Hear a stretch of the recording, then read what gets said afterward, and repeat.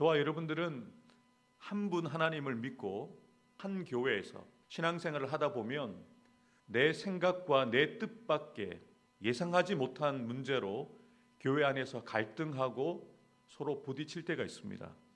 노마 교회도 그랬습니다. 신앙은 같은데, 섬기는 분은 같은데, 목적은 같은데 방식이 달라서 서로 부딪히는 거예요. 우상에게 바쳐진 제물을 먹어도 되는가? 어떤 날을 다른 날보다 더 거룩하게 지켜야 하는 것이 아닌가와 같은 문제들로 믿음이 강한 자와 믿음이 약한 자로 나누어져서 서로 비판하고 판단하고 무시하고 업신여기는 일이 교회 안에 발생했다는 것이 문제라는 겁니다. 사도 바울이 소문을 듣기에는 괜찮은 교회라고 소문을 들었어요. 사도에 의해서 교회가 세워진 것이 아니라 오순절 성령 강림 사건을 경험했던 디아스포라 유대인들이 노마 지역에 가서 세운 자립한 교회거든요. 그래서 그 교회가 든든하게 세워져 가는데 아무래도 출신이 다르잖아요. 유대인 출신의 그리스도인들이 있고 이방인들, 로마인 출신의 그리스도인들이 있는데 신앙은 같지만 살아왔던 그런 방식이 달라요. 전통이 다릅니다. 살아왔던 습관이 달라요. 그러니까 조금씩 다를 수밖에 없죠. 교회도 마찬가지지 않습니까? 경상도 출신 분이 계시지만 전라도 출신 분이 계시고 서울 분이 계시잖아요. 각 지역마다 가지고 있는 성향도 다르기 때문에 섬기다 보면 일을 하는 스타일이 다를 수 있고 또 사람을 대하는 방식이 다를 수가 있어요. 어찌 내가 원하는 방식대로만 그 사람이 나를 대할 수 있겠습니까? 어찌 내가 원하는 방식대로만 교회가 운영될 수 있겠습니까? 그냥 인정하는 거예요. 내 방식과는 맞지 않지만 저 사람은 저렇게 교회를 섬기는구나. 내 방식과 다르지만 내가 섬기고 있는 우리 교회는 이렇게 운영이 되는구나. 저 목사님은 저렇게 스킬을 하시는구나 라고 인정해 드리는 거예요. 맞아서가 아닙니다. 이건 옳고 그름의 문제가 아닙니다. 그런데 이것을 옳고 그름의 문제로 따지기 시작하면 노마 교회처럼 싸움이 나는 거예요. 분란이 일어나는 거죠. 서로를 판단하고 정죄하는 일들이 교회 안에 발생한 거예요. 그래서 사도 바울은 로마서 14장 전체를 통해서 저와 여러분들에게 이것을 도전합니다. 내가 신앙 안에서 가지고 있는 어떤 경험이나 지식이 정답일 수도 있습니다. 그런데 그 정답이 다른 지체들을 시험 들게 하거나 넘어뜨린다면 그것은 하나님이 보시기에는 오답이라는 거예요. 중요한 것은 내가 정답이라고 생각하는 것이 아니라 하나님이 판단하시기에 정답이어야 하는데 내가 생각한 정답이 다른 사람들을 시험 들게 하고 아프게 하고 상처를 만든다. 교회에 분란을 만든다. 그럼 오답이라는 거죠. 이것을 사도 바울이 이야기하고 있는 겁니다. 그렇다면 저와 여러분들이 하나님을 기쁘시게 하고 함께하는 사람들에게 또 세상 사람들에게 인정받는 성숙한 성도가 되기 위해서는 우리가 무엇을 어떻게 실천해야 할까요? 믿음이 연약한 자를 너희가 받되 그의 의견을 비판하지 말라. 여러분 한번 생각해 보십시오. 서로 판단하고 서로 비판하고 서로 정죄하는 성도들이 한 공동체 안에서 예배를 드리면 그 예배가 예배될 수 있겠습니까? 서로를 날쌘 눈빛으로 바라보고 서로를 무시하는 눈빛으로 바라보는데 그 예배가 은혜스럽게 드려질 수가 있겠습니까? 예배에 실패합니다. 그래서 이것은 사소한 문제가 아닙니다. 그냥 나랑 맞지 않는 사람과의 불편한 관계의 문제에서 멈추지 않고요. 그 공동체의 예배를 무너뜨릴 수가 있다는 거예요. 그래서 사도 바울은 로마 교회 성도들에게 예배를 살리기 위해서 공동체를 살리기 위해서 정확한 진단과 처방을 내리고 있는 거죠. 믿음이 연약한 자를 받되, 여기서 받되로 번역되어진 헬라어의 원어적인 의미는요, 환대하는 마음으로 용납하라는 의미입니다. 그냥 마지못해서 받아들이는 게 아니라 마음을 열고 환영하는 마음으로 그를 그냥 받아들이는 거예요. 나랑 맞아서가 아닙니다. 그 사람이 옳아서가 아닙니다. 교회를 세우기 위해서 그 사람을 살리기 위해서 받아주는 거예요. 그리고 그의 의견에 대해서 비판하지 말라고 되어 있는데요. 정확한 의미는 이런 의미를 갖고 있습니다. 그 사람의 의견으로 시비 걸지 마라. 그냥 그 사람의 의견이라고 그냥 받아들이는 거예요. 그런데 그 사람이 말하는 내용이 옳다 그러다 시비 걸기 시작하면 그 사람이 느끼기는 이렇게 느끼는 거죠. 저 권사님이 저 목사님이 나랑 싸우자는 건가? 사실 싸우자라고 이야기한 게 아니에요. 나랑 생각이 다르기 때문에 내 의견을 이야기했을 뿐인데 상대가 받아들이기에는 싸움하자라고 시비를 거는 것처럼 느껴진단 말이죠. 그래서 사도 바울은 정확하게 그 사람의 의견에 대해서 시비 걸지 마라. 그냥 환대하는 마음으로 그 사람을 사랑한다면 받아들여라. 이것이 중요하다는 거예요. 왜요? 앞서 말씀드린 것처럼 예배를 살리고 공동체를 살리기 위해서 필요하다는 거죠. 그러면서 사도 바울이 무엇이라고 이야기를 합니까? 내가 어찌하여 내 형제를 비판하느냐? 비판할 자격이나 조건이 우리가 없다는 거예요. 저와 여러분들 모두 다 결국 하나님의 심판대 앞에 서게 되지 않습니까? 그때 하나님의 공정한 심판을 받게 될 텐데 왜 우리가 재판관이 되어서 내가 목사라고, 내가 장로님, 권사님, 집사라고 해서 내가 먼저 신앙생활 오래 했다라고 해서 조금 믿음이 연약한 사람들을 판단할 자격을 하나님이 우리에게 주신 게 아닙니다. 또 우리는 자꾸 판단해요. 특별히 교회 안에서 열심히 있는 분들, 그래서 열심히 없는 사람들에 대해서 함부로 판단하고 정죄할 때가 있다는 거죠. 그래서 사도 바울은 분명하게 우리에게는 그런 판단할 수 있는 권리가 없다. 그러면서 어떤 이야기까지 하고 있습니까? 남의 하인을 비판하는 너는 누구냐? 그 사람은 하나님의 종이라는 거예요. 하나님의 종에 대해서 너는 그 사람을 판단할 자격이 없다는 거죠. 그 하인에 대해서는 권리를 갖고 있는 분은 주인밖에 없거든요. 하나님이 판단하실 거다. 네가 함부로 판단하지 마라. 이렇게 이야기하고 있는 거죠. 사도 바울이 지금 계속 이야기하고 있는 내용이 그 사람도 주님을 위하여 먹지 않고 또 다른 사람은 주님을 위하여 먹는다. 이 목적은 같다는 거예요. 누구를 위해서 먹고 누구를 위해서 먹지 않는다는 거죠. 주님을 위해서 먹고 주님을 위해서 먹지 않는 거예요. 방식만 다를 뿐이지 목적은 같다는 거예요. 방향은 같다는 거예요. 하나님을 위하여 먹고 하나님을 위하여 먹지 않는다. 그러면 최종 목적과 방향이 같다면 받아들일 수 있잖아요. 그걸 보라는 거예요. 그냥 눈에 보이는 어떤 방식과 형식, 행동을 보지 말고 그 사람의 의도와 목적은 우리와 같아요. 주님을 위한 거예요. 저 사람이 말하고 있는 내용이 나랑 다르지만 왜 저렇게 이야기합니까? 교회 잘 되라고요. 성도들이 잘 되라고요.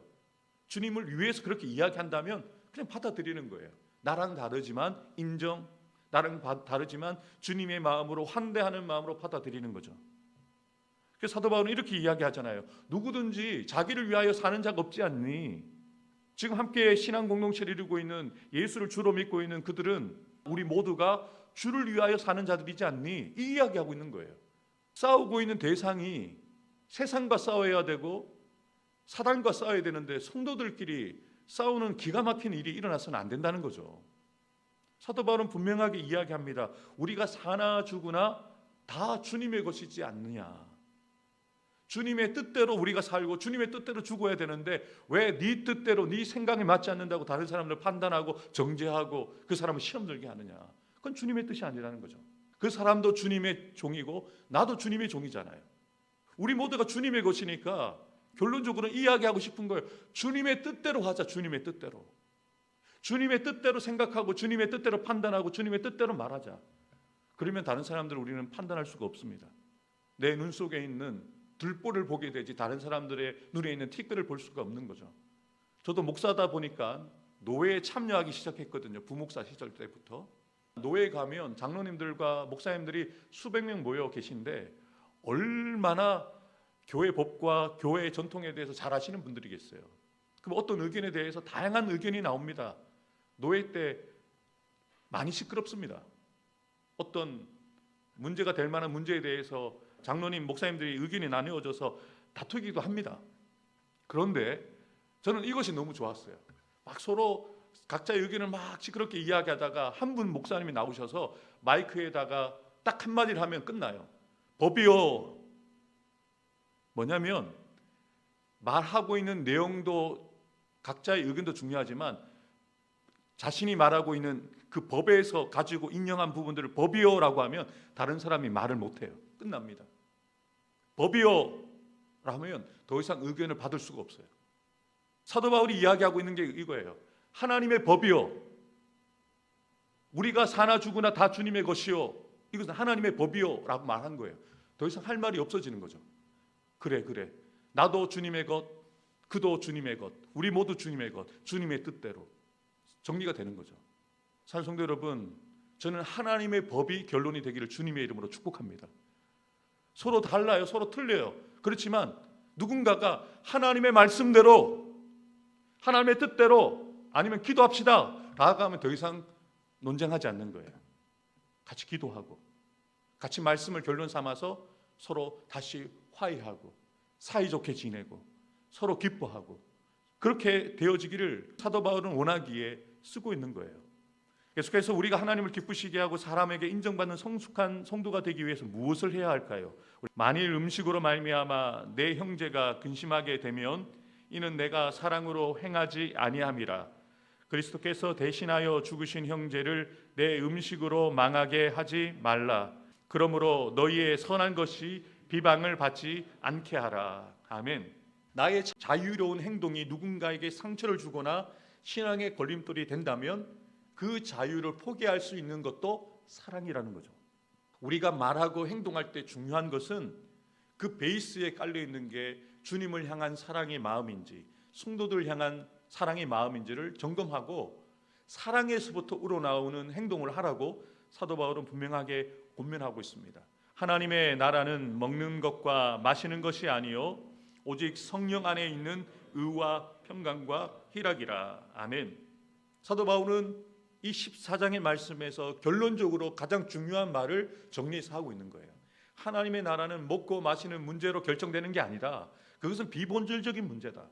하나님의 나라는 의, 하나님과의 바른 관계, 평강, 다른 지체들과 화목하는 가운데 누리는 그 평강, 또한 기쁨, 성령 안에서 누리는 기쁨이 하나님의 나라가 되어야 된다. 여러분, 교회 안에는 이 세 가지가 있어야 된다는 겁니다. 의가 있어야 되고 평강이 있어야 되고 기쁨이 있어야 돼요. 모든 성도들이 하나님과의 바른 관계를 위해서 힘쓰고 있는 성도들, 그리고 성도들 간에는 서로 거리낌이 없이 화목한 가운데 이루어지는 평강, 그리고 성도들 안에 차고 넘치는 상황과 환경에 상관없이 속에서 성령께서 주시는 기쁨이 차고 넘칠 때 그것이 하나님의 나라라는 거예요. 그럼 그것이 천국이라는 거죠.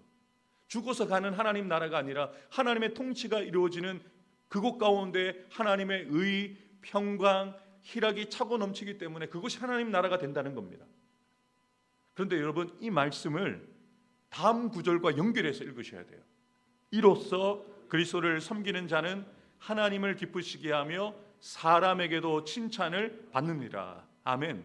하나님을 기쁘시게 하고 사람들에게 인정과 칭찬을 받는 사람이 어떤 사람인가? 그리스도를 섬기는 사람이에요. 그리스도를 섬기는 사람이 하나님을 기쁘시게 하고 사람들에게 인정과 칭찬을 받는데요, 이 18절에 앞에 중요한 한 구절이 있죠. 이로써. 여기서 말하는 이로써가 바로 앞 구절을 이야기하는 거예요. 성령 안에서 의와 평강과 희락으로 그리스도를 섬기는 자가 하나님을 기쁘시게 하고 사람에게 인정과 칭찬을 받는다는 거예요. 여러분, 똑같이 그리스도를 섬기지만 시작이 다르다는 거예요. 본질을 붙들고 주님을 섬기고 있는가, 하나님이 우리에게 원하시는 그 법을 기준 삼아서 섬기고 있느냐가 중요하다는 거죠. 저는 목사로, 여러분들은 장로님으로, 권사님으로, 집사님으로 교회를 섬기시는데 정말 중요한 것은 내 생각이 아닙니다. 내 경험이 아닙니다. 성령 안에서 하나님과의 바른 관계의, 지체들과의 바른 관계 평강, 성령 안에서 차고 넘치는 기쁨으로 그리스도를 섬길 때 하나님은 기뻐하시고요, 사람들에게 인정받는 성숙한 그리스도인이 될 수 있다는 것을 사도 바울은 강하게 이야기하는 거예요.